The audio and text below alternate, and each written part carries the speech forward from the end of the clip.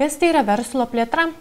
Kiekvienas sprendimas įgyvendinti ar ne naują idėją arba vykdyti pokyčius yra rizikingas ir gali duoti naudos arba sukelti išlaidas.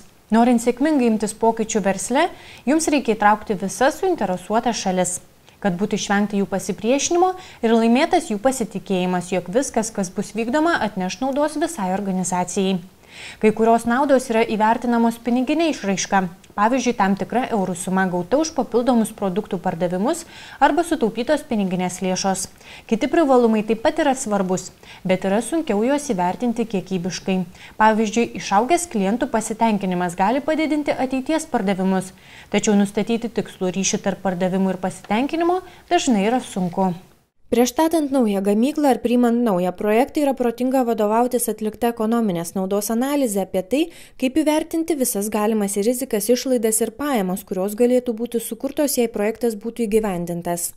Analizės rezultatai parodys, ar projektas yra finansiškai įmanomas arba turėtų būti siekiama kito projekto. Sprendimų sąnaudų ir ekonominės naudos, kuri galėtų būti gauta, palyginimas. Nauda turi viršyti riziką ir išlaidos turi pateisinti pastangas ir priimtus sprendimus. Rizikos analizė, sąnaudos ir nauda parodo, kuri alternatyva yra labiau tikėtina, jog duos didesnę grąžą siūlomai investicijai. Kur nauda, sąnaudos ir rizikos gali būti nepastebėtos. Nėra bendrovės ar verslo, nesvarbu kaip sėkmingo, kuris turėtų 100% saugumą.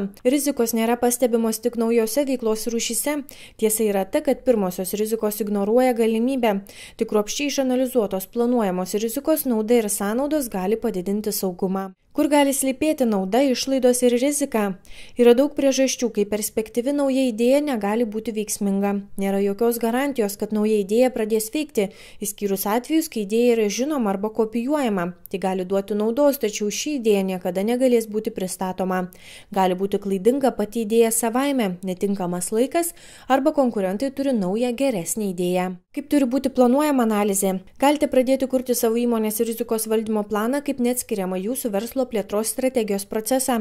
Sudarykite vadovams ir darbuotojams atstovaujančią darbo grupę ir paprašykite jų bendradarbiauti su jumis, kuriant šį svarbų dokumentą. Įsitikinkite, kad visi suprato šio savo darbo svarbą ir paaiškinkite jiems, kaip jie gali pasinaudoti galimybę prisidėti prie galutinio produkto. Rizikos planas nėra privalomas, jie yra svarbus kiekvienai tiek dideliai, tiek mažai įmoniai.